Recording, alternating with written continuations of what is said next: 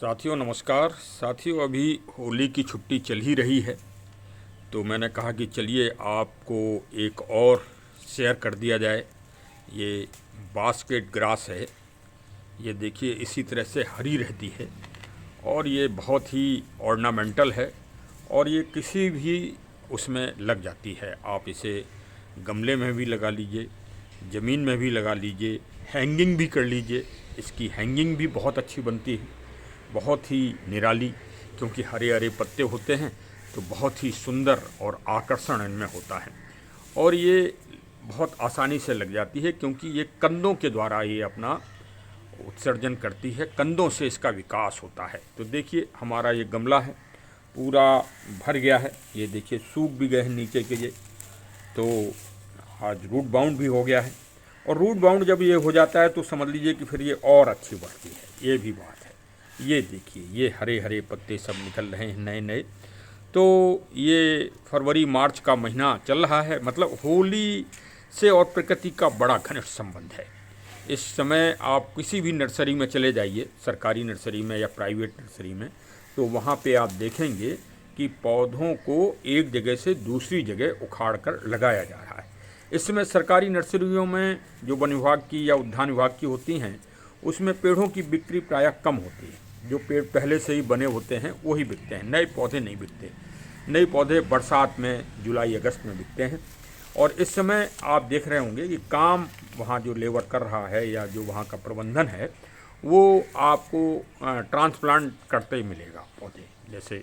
और इस समय कटिंग भी बहुत अच्छी लगती है, क्योंकि इससे ज़्यादा स्वस्थ सीजन मतलब है ही नहीं कोई। भारत की जलवायु में, भारत की भूमि में, और भारत की महानतम भूमि है, यहाँ प्रकृति के पेड़ पौधे अपने आप ही उत्सर्जित होते हैं, यही महानता है। यहाँ पीपल, बरगद, पाखर, जामुन, आम, बेल ऐसे सुंदर और दिव्य औषधियों वाले पौधे पाए जाते हैं। ये भारत भूमि की बड़ी महानता है। और भाई देखा जाए आध्यात्मिक रूप से तो हम तो घास की भी पूजा करते हैं, घास को भी श्री गणेश जी को चढ़ाते हैं। उनको हरा रंग गणेश जी को बहुत पसंद है, तो हरे रंग से भी सरोबार रहिए। और देखिए भाई, दो रंग आपको वर्जित बताए थे, लाल जो बोतल वाला रंग है लाल, और जो निरीह प्राणियों वाला लाल रंग है। देखिए किसी भी समाज में हो, किसी भी संप्रदाय में हो, निरीह प्राणियों की हत्या मत करिए। किसके लिए? भक्षण के लिए, अपने भक्षण के लिए मत करिए। हाँ, पेट अगर आपको पालना है, पेट भरना है, कहीं आप दुर्गम स्थान में फंस गए हैं, आदम मतलब आदम के रूप में आप हो गए हैं, आपके पास कोई साधन नहीं है, तो जैसे साइबेरियन और उसमें आप फंस गए हैं, बर्फ़ वगैरह के उसमें या युद्ध क्षेत्र में, तो वहाँ पे आपको छूट दी गई है। शास्त्रों में भी इस बात की छूट दी गई है कि वहाँ आप जानवरों का शिकार करके अपना पेट आप भर सकते हैं। और वैसे तो फिर प्रकृति ने आपको गेहूँ, धान सब अन्न उपलब्ध कराए हैं। और हमें कोई दुनिया का ऐसा मानव दिखा दीजिए कि जो बगैर रोटी और चावल खाए जिंदा रह ले, सिर्फ मांस ही मांस से। अगर ऐसा कोई आदमी दिखा दें आप में जो मांस खा के ही जिंदा रह सकता है, मीट खा के, तो फिर हम कह देंगे कि भाई आपको खुली छूट है, खूब मीट खाओ, निरीह प्राणियों की हत्या मत करो, क्योंकि इन्हीं से सृष्टि है। अभी आप नहीं समझ पा रहे हो, आप अगर प्रकृति और बागवानी के कार्य से जुड़ जाएंगे तो आपको आभास हो जाएगा कि इतने बड़े जंगल को प्रकृति नहीं बना रही है, ये जीव जंतु बना रहे हैं जो प्रकृति के अंग हैं। तो चलिए अब मूल विषय पे आइए, नहीं तो फिर भटक जाएंगे। सोचते होंगे आप कि सिखाते एक चीज़ हैं और दृष्टांत जो है बड़े बड़े दे देते हैं। ये भाई राम प्रताप जी बड़े वैसे आदमी हैं, ये बागवानी का शौक़ तो रखते हैं लेकिन नई नई चीज़ें बताते रहते हैं। अरे भाई देखिए, मौका मिलता है, आप लोग सुनते हो, हमको सब्सक्राइब करते हो, हमको व्यू देते हो, हमको अच्छा लगता है, तो हम भी अपना अनुभव आपको शेयर करते रहते हैं। क्योंकि बागवानी और पेड़ पौधों से बड़ा कोई कार्य दुनिया में है नहीं। ये सकारात्मक पॉजिटिविटी का है। निराशा हो, आप में कुंठा हो, अब अवसादग्रस्त हों आप, तो आप दवा डॉक्टर के कहने पे खाइए और हमारे कहने पे आप प्रकृति से जुड़ जाइए, तो आपका सारा फ्रस्ट्रेशन दूर हो जाएगा, सारी कुंठा दूर हो जाएगी, सारी निराशा दूर हो जाएगी, और फिर आप दवा खाना भी बंद कर देंगे। देखिए कितना सुंदर है गमला, हमारा कितना भर गया है। और ये बस इसमें एक बात का ध्यान रखना, ड्रेनेज सिस्टम अच्छा रखिए, पानी का संकलन ना हो पाए, ये कभी पौधा नहीं मरेगा। बस 2 3 4 साल में जब इस तरह से गमला ये आपका भर जाए तो फिर आप इसको रिपोर्ट कर दीजिए, बस इतनी सी बात है भाई। तो इतने से कर लीजिए और ये हमेशा सुरक्षित रहेगा। और इसको चाहे धूप में रखिए और चाहे छाया में रखिए। अब भाई बहुत तेज़ जून वाली, मई वाली, जून वाली गर्मी पड़े तो साइड में रख दीजिए। और देखिए अभी हम इसको मल्टीप्लाई करके भी आपको बताएंगे, पूरी जानकारी हम देंगे आपको ए से लेके जेड तक, जिससे आप ये ना कह सको कि ये जानकारी की कमी रह गई। अगर कमी रह गई है तो फिर आप कमेंट सेक्शन से हमसे पूछ लीजिए, तो हम आपको और अच्छी जानकारी दे देंगे। अब देखिए हम आपको दिखाते हैं कि ये इस गमले से देखिए कितना सुरक्षित ये निकल आया, पूरा गमला निकल आया, देखिए एकदम सुरक्षित। ये देखिए नीचे इसमें गमले के नीचे ईंट रोड़े, गमले के टुकड़े रखे हुए थे, इस कारण इसका ड्रेनेज सिस्टम बहुत अच्छा था और इसीलिए इसका डेवलपमेंट बहुत अच्छा हुआ। जो चीज़ मैं आपको बताता हूँ कि गमले के नीचे हमेशा इन टुकड़ों को ज़रूर रखिए, जिससे ड्रेनेज सिस्टम आपका अच्छा बना रहेगा। और इस बात का भी ध्यान रखिए कि इसका जो सोल बनाए, मिट्टी बनाए, जो मीडिया बनाए, उसमें मिट्टी 50% रखें और 25% सैंड मिला दें, और बकाया अगर लीफ कंपोस्ट मिल जाए तो मिलाएं, नहीं तो बर्मी कंपोस्ट, काऊ डंग पुराना, अगर काऊ डंग मिल जाए तो समझ लीजिए कि मिट्टी में आपने अमृत तत्व मिला दिया। ये देखिए कितना अच्छा विकास हुआ है।